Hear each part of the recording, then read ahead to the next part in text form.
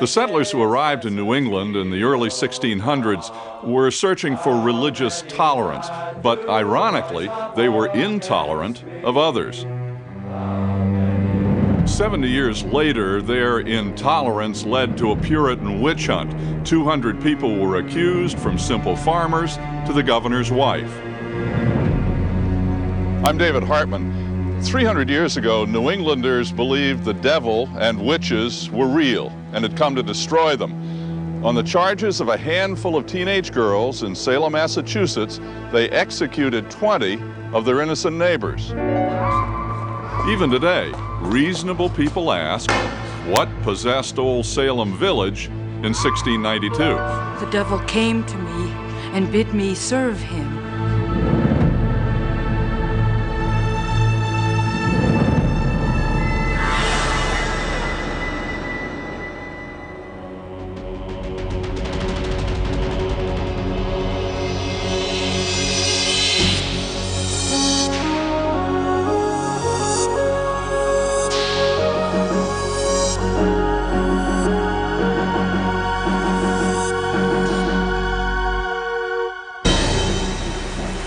In the late 1600s, dramatic changes were transforming how people lived. Scientific and political changes, industry and trade. American seaports were thriving, especially the town of Salem. Merchants were making money, gaining power. But next door in Little Salem Village, Puritan farmers were struggling to maintain a simpler life. The new worldliness of Salem town threatened the farmers' Puritan values.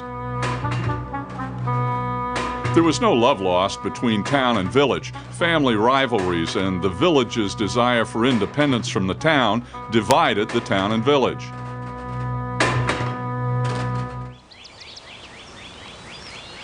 Even the village itself was divided. Anxiety was building. Villagers led by the Thomas Putnam family resisted and resented change. Other villagers, led by the Israel Porter family, had ties to Salem town, business ties, personal profit. The pious farmers' influence was eroding. Finally, the rivalries erupted over picking a new village minister, a position with influence and power beyond the power of the pulpit. Into this quagmire stepped Samuel Parris, a struggling, complex man who was quick to see the devil's role in any misfortune. For Parris, the minister's job was an opportunity to finally gain respect. He had failed at business. He resented that. He was obsessed with money, so he made excessive demands for a house, for land, for guaranteed firewood. When money shall be plentiful, he said, more money shall be paid to me. Well, the villagers took sides, pro-Parris, anti-Parris. The Putnam camp was for him. The more worldly Porter camp was against him. Then something strange happened that pushed Salem Village over the edge. In the winter of 1692, it was incredibly cold. One evening after dinner, some young girls of the village gathered at Reverend Parris' house. What happened, the examinations and trials that followed, were written down and are still with us 300 years later. Upstairs, Parris' Indian slave Tituba was telling the girls fortunes. It was black magic and forbidden, but the girls were fascinated. Before long, the excitement turned deadly.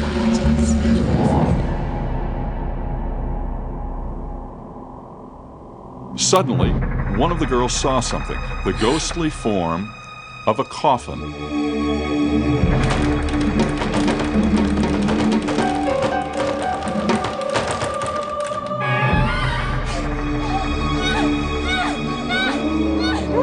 Then the minister's 9-year-old daughter, Betty, began to have convulsive fits. She struggled and fought as if she were being attacked by something invisible. Then his 11-year-old niece, Abigail, began to have fits too. The Reverend Paris was frightened, so Paris sent for the village physician as the girls battled the air. Afflicted, people called it.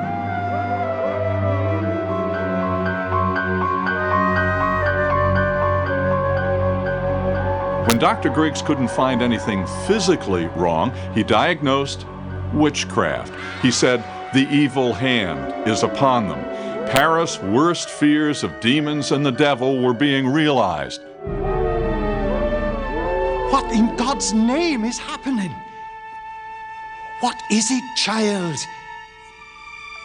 Are you in pain? What are you seeing? In desperation, the girls broke down and named names. Tituba. Tituba. Who else? Are there others? Sarah Good. They were 3 women of the village with questionable reputations: a slave, a beggar who smoked a pipe, and an invalid woman who had married her servant. Sarah Usbin.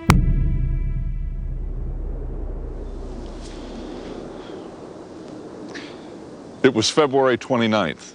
Warrants were issued. The women were arrested. The charge was witchcraft. Witchcraft accusations weren't uncommon, and they usually ended with a few arrests, but not in 1692 in Salem village. Paris slave Tituba was brought before the magistrate. Tituba, what evil spirit have you familiarity with? None. Why do you hurt these children? I do not hurt them. Did you ever see the devil? The devil came to me and bid me serve him. How did you go? We ride upon sticks and are there presently. In her examination, Tituba confessed to being in league with the devil, but more importantly, she corroborated the girls' stories that Sarah Good and Sarah Osborne were her fellow witches, and she gave vivid and convincing descriptions to the court how they rode upon broomsticks for meetings with the devil, but most importantly, that there were other witches that she couldn't recognize. Why did you never tell your master? I was afraid. What else have you seen with Goody Osborne? Another thing, Harry. It walks upright, like a man. It hath only 2 legs. Tituba's confession was the spark that set everything off. Her descriptions of witches riding sticks in the night just confirmed everyone's worst fears, that Satan and his legions of witches were here. But where? And who were they? On March 1st, 1692, in Salem village, the witch hunt began.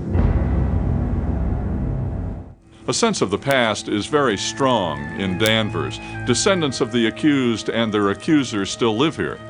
Richard Trask is an historian and a descendant of several of those accused and executed in 1692.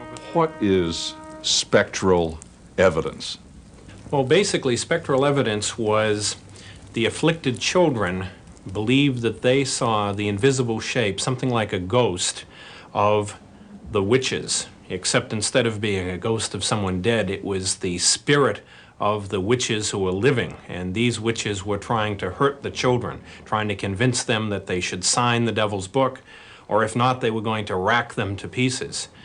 The interesting thing about spectral evidence is that no one else obviously could see these specters, only the children themselves or the others who were being afflicted. In the village meeting house, the afflicted testified against the accused witches. I saw the apparition of Sarah Good. She did torture me most grievously. She did pinch me and prick me and urge me vehemently to write in her book. The Porter-Putnam feud was dramatically evident in the testimony of Ann Putnam and her mother. The apparition of Rebecca Nurse did again set upon me in a most dreadful manner, very early in the morning. The accusations gave people an opportunity to speak out against their neighbors, to take revenge. At the heart of the hysteria was the fearful new village minister.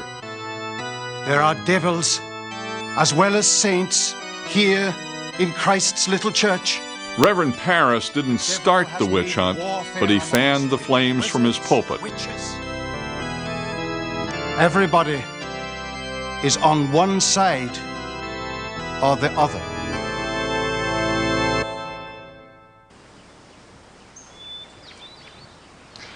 On March 23rd, a devout church woman was accused. Those family rivalries were starting to surface. Most of the accusers represented the village. Most of the accused represented the town interests. The witch hunt was gaining momentum, and it was becoming clear that the devil was also an excuse to settle some old scores. Rebecca Nurse was a grandmother and a fully covenanted member of the church, but close to the Porter family. She was 71, yet they dragged her from her sickbed to answer Ann Putnam's charges. Ann Putnam, have you seen this woman hurt you? Yes, she beat me this morning. Rebecca Nurse, do you not see these afflicted persons and hear them accuse you? Lord God knows I have not hurt them. I am an innocent person. It is very awful to see these agonies. And yet you stand dry-eyed when there are so many wet. You do not know my heart. What a sad thing it is that a church member should be thus accused and charged. Do you believe that these afflicted persons are bewitched? Yes. Yes, I do think they are. They have accused you of hurting them. If you think it is by design, then you must look upon them as murderers. I cannot tell what I think.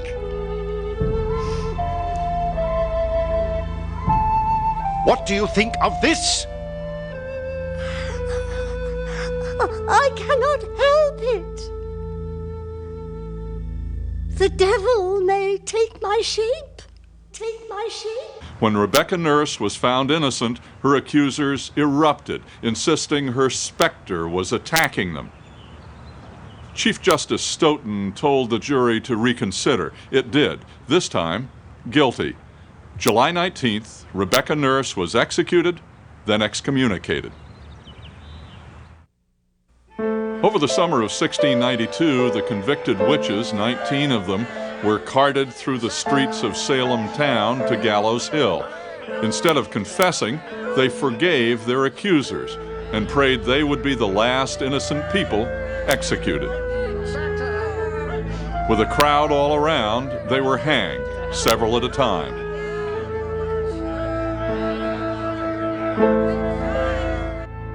Why would someone confess to being a witch?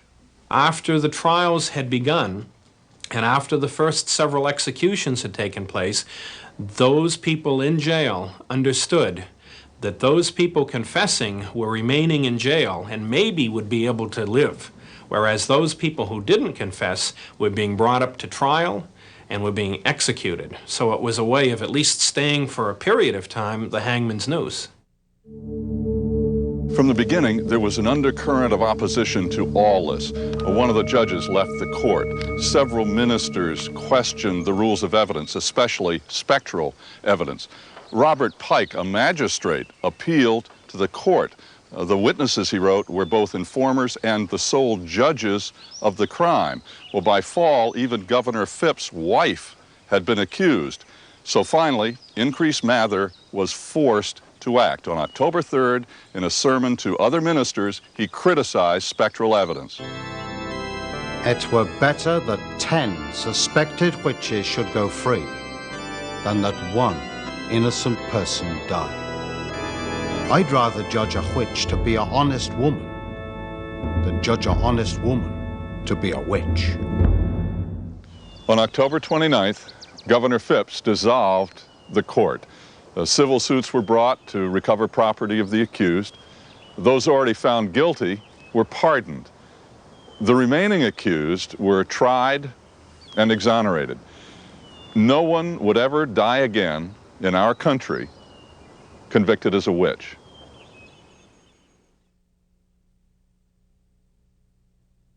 The witch hunt began in Salem Village. The trials took place in Salem Town. 300 years later, the vestiges of the hysteria are more noticeable here in Salem Town. And each year, some million visitors flock to Salem to take in the Witch Museum, stand in the stocks outside the Witch Dungeon, and stop at the Witch's Brew Cafe. Even the streets in Salem have a witch connection. The stereotypical image of the evil witch on a broomstick has become the town's symbol. It's made an industry out of its history. Salem and Danvers are in some ways still very much the same. One very commercial, the other the small town neighbor that quietly remembers. With the witch trials finally over in 1693, the colony acknowledged the tragedy and the gross injustices, and slowly people began to rebuild their communities. And then 3 years later, in 1696, the General Assembly of Massachusetts declared a fast to atone for the evil that had been done to so many innocent people. The Reverend John Hale, one of the accusers, wrote, "Such was the darkness of that day, the torture and lamentations of the afflicted, and the power of the precedents, that we walked in the clouds and could not see our way." It was an ending and a passage to a new time, a brighter time. A judge of the court, Samuel Sewell, did what had never been done before by a Massachusetts judge. I desire to take the blame and shame of it, asking pardon of men for my role in the late trial. That same day, Thomas Fisk and 11 other former jurors signed a petition. We confess that we were not able to withstand the delusions of the powers of darkness and bring upon ourselves the guilt of innocent blood. Even one of the girls who instigated the witch hunt, Ann Putnam, confessed that she had wrongly accused people. I desire to lie in the dust and earnestly beg the forgiveness of God and of all those unto whom I have given just cause of sorrow and offense. What I did was ignorantly, being deluded by Satan. The other girls married and settled down. As public opinion shifted, some were labeled persons of profligate and vicious conversation. It hinted that there was something conspiratorial about their hysteria. Tituba, the slave whose testimony sparked the witch hunt, recanted her story. In fact, she claimed that Samuel Parris had beaten a confession out of her. In 1752, Salem Village became independent of Salem Town and changed its name to Danvers. It has tried to bury its memories of the witch trials ever since. When the witchcraft was all over, Salem Village was really decimated by how many innocent people had been hanged, how many families had been disrupted. And the village, really for generations, just didn't want to talk about the witchcraft anymore. Witch hunts aren't something of the dark past. They are still something that draws us in today. Too often we might think that, oh, we're talking about something that happened 300 years ago. We're talking about Puritans who were superstitious. They weren't very sophisticated. They happened to hang a bunch of witches. What's that got to do with us? When in fact, when we talk about a witch hunt, we're talking about any time in which a community of people find easy scapegoats to difficult questions, things they don't understand. It's as easy for us to understand it today when we look to our recent past, how the Japanese Americans were treated at the beginning of World War II, thrown in basically concentration camps. I think we, in our own time, must be able to watch for witch hunts in any form and in any guise with as much clear vision, bravery, and integrity as we can muster. Salem in 1692 was the last of the religious witch hunts, but there have been many more since, ethnic, political, racial witch hunts. The people of Salem remember and show that history does not have to repeat itself. I'm David Hartman.